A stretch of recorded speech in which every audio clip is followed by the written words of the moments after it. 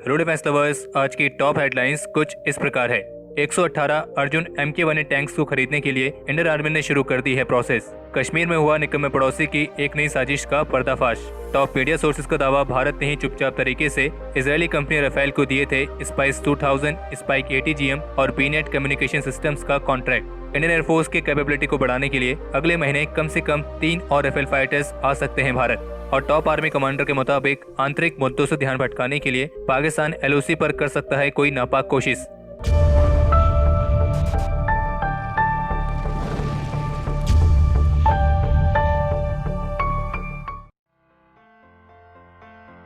The Hindu की तरफ से एक रिपोर्ट जारी की गई है जिसमें कुछ आर्मी सोर्सेज के हवाले से बताया गया है कि इंडियन आर्मी ने स्वदेशी तौर पर विकसित किए गए करीब 118 अर्जुन MK1 टैंक्स को खरीदने के लिए प्रोसेस शुरू कर दी है। और ये जो 118 अर्जुन MK1 टैंक्स हैं, ये करीब 8,956 करोड़ रुपए की कीमत पर लिए जाएंगे। सोर्सेज का कहना है कि इस खरीद प्रक्रिया के लिए जो फाइल है वो वर्तमान समय में deputy chief of army staff के पास है, जो कि जल्द ही आगे की मंजूरी के लिए इंटीग्रेटेड डिफेंस स्टाफ को भेजी जाएगी। और फिर डिफेंस प्रोक्योरमेंट बोर्ड यानी कि DPB से मंजूरी मिलने के बाद अगले साल जनवरी 2021 तक डिफेंस एक्विजिशन काउंसिल यानी कि DAC द्वारा अर्जुन टैंक्स की इस खरीद को मंजूरी दिए जाने की उम्मीद है। और सोर्सेज का ये भी कहना है कि अर्जुन टैंक्स को लेकर जो एम्यूनिशन, स्पेयर पार्ट्स और रिपेयरिंग के इश्यूज थे वो सभी सॉल्व कर लिए गए हैं, और जिसके लिए DRDO ने जैसलमेर में एक अर्जुन हब को स्थापित किया है जो यहाँ से स्पेयर पार्ट्स और अन्य सपोर्ट प्रोवाइड करेगा। और केवल यही नहीं, बल्कि जो इंडियन आर्मी की सर्विस में मौजूद अर्जुन टैंक के पुराने वाले वेरिएंट हैं यानी कि अर्जुन MK1, इनमें भी लेजर टारगेट डेजिग्नेटर जैसी कैपेबिलिटीज ऐड करने के लिए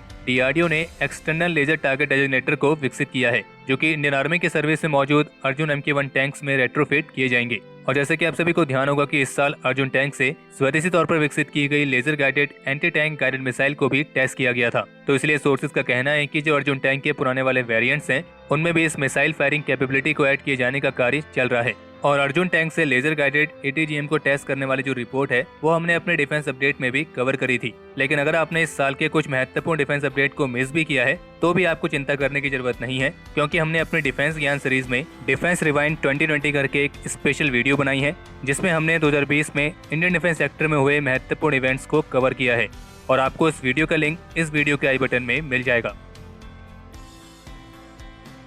अभी हाल ही में एक मीडिया इंटरेक्शन के दौरान 15 कोर के commander lieutenant general BS Raju का कहना था कि कुछ ऐसी रिपोर्ट्स मिल रही हैं कि पाकिस्तान ऑक्यूपाइड कश्मीर में मौजूद लॉन्च पैड पर करीब 200 से 250 आतंकी मौजूद हैं जो भारत में घुसपैठ करने के मौके की तलाश में हैं, और वे घुसपैठ की ये कोशिश कम ऊंचाई वाले इलाकों से कर सकते हैं। और इसलिए सर्दियों के मौसम में भी LOC पर तनाव बढ़ने की आशंका से इनकार नहीं किया जा सकता है। और उनका ये भी कहना था कि आतंकी घुसपैठ के लिए खराब मौसम का फायदा उठाने की कोशिश करेंगे, लेकिन हमारी सिक्योरिटी फोर्सेस इसके लिए भी तैयार है। और हम LOC से कश्मीर में सीधी घुसपैठ के अलावा पीर पंजाल एरिया पर भी नजर बनाए हुए हैं, और LOC पर जो हमारी तैनाती है वो बेहद ही मजबूत की गई है, और इसके लिए सर्विलियंस डिवाइसेस की मदद भी ली जा रही है। और साथ ही उन्होंने ये भी कहा कि जम्मू कश्मीर में DDC इलेक्शंस पूरे हो चुके हैं और उन्हें इस बात की खुशी है कि इन इलेक्शंस को काफी शांतिपूर्वक तरीके से पूरा कर लिया गया है, और अब समय है कि यहाँ की जनता ने जिनको चुना है वे सभी यहाँ के विकास में अपना योगदान दें। और आर्मी कमांडर का ये भी कहना था कि जिस तरीके से पाकिस्तान में इमरान खान सरकार के खिलाफ उन्हें हटाए जाने को लेकर अभियान चल रहे हैं,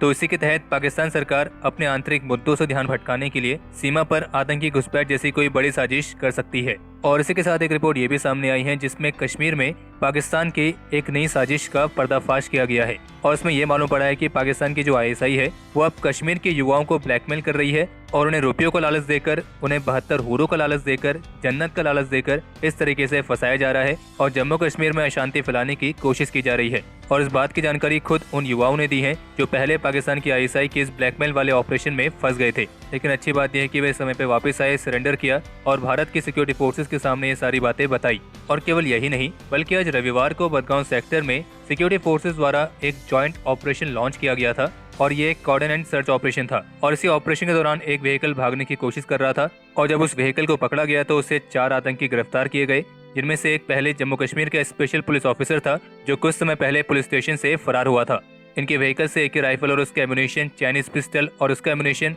और करीब 10 डेटोनेटर्स भी बरामद हुए हैं।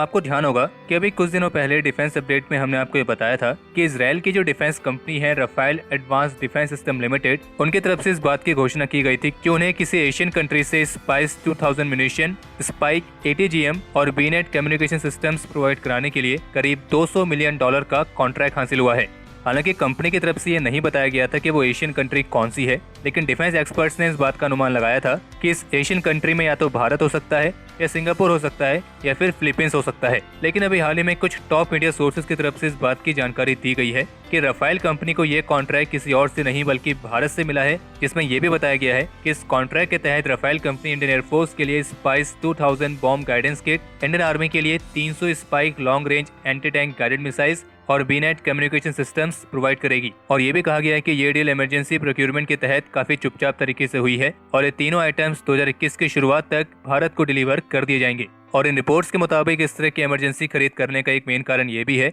कि जो पूर्वी लद्दाख में LAC पर चीन के साथ तनाव चल रहा है, तो ऐसी स्थिति में भारत की अर्जेंट ऑपरेशन रिक्वायरमेंट्स के लिए इन तीनों आइटम्स की जरूरत है। लेकिन आपको बता दें कि ये दावा केवल मीडिया रिपोर्ट्स की तरफ से किया गया है और इसके रिगार्डिंग ऑफिशियली कोई स्टेटमेंट देखने को नहीं मिली है। और जैसे कि हमने आपको पहले भी कहा था कि इस कॉन्ट्रैक्ट में शामिल तीनों आइटम यानी कि स्पाइस 2000 बॉम्ब्स, स्पाइक ATGM और बीनेट कम्युनिकेशन सिस्टम, इन तीनों आइटम्स को लेकर भारत की पहले इजराइल के साथ बातचीत करने की रिपोर्ट सामने आई है। बाकी एक कमेंट सेक्शन में लेके आप ये जरूर बताएं कि आपके हिसाब से क्या ये कॉन्ट्रैक्ट वाकई में भारत ने दिया है या नहीं। और अगर आप स्पाइस 2000 बॉम्ब्स, स्पाइक ATGM और बीनेट कम्युनिकेशन सिस्टम, इन तीनों आइटम्स के बारे में डिटेल में जानना चाहते हैं तो इनके रिगार्डिंग अलग से डेडिकेटेड वीडियोस बनाई गई हैं और उन सभी का लिंक आपको आई बटन में मिल जाएगा।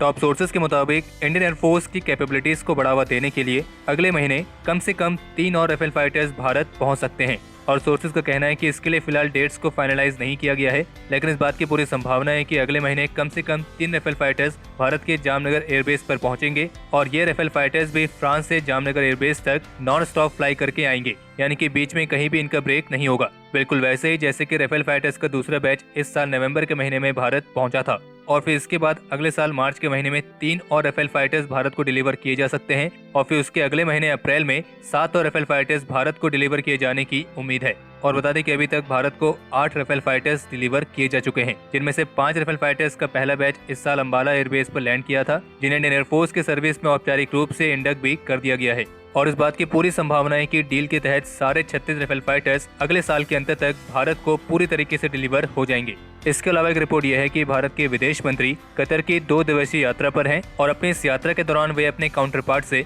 बायलैटरल इश्यूज के साथ साथ रीजनल और इंटरनेशनल इश्यूज पर भी बात करेंगे।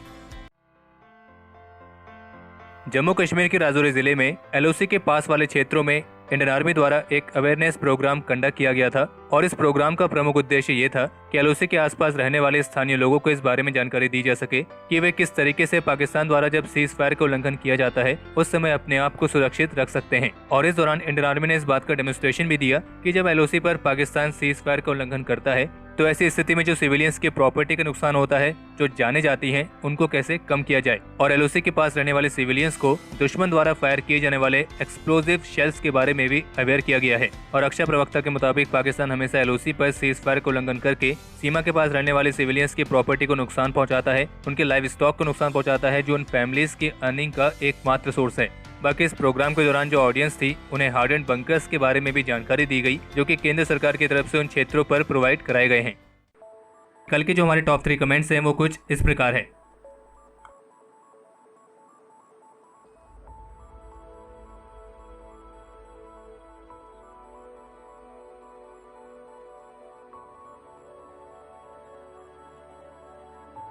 तो हमारे आज के इस एपिसोड के लिए इतना ही, और अगर आप इस वीडियो को यहाँ तक देख चुके हैं तो इसे लाइक करे बिना कहीं ना जाएं। बाकी इस एपिसोड को लेकर आप अपने सजेशंस और क्वेरीज कमेंट सेक्शन में शेयर कर सकते हैं। और अगर आप उनमें से हैं जिन्होंने अभी तक इस चैनल को सब्सक्राइब नहीं किया है तो इस चैनल को सब्सक्राइब करना ना भूलें।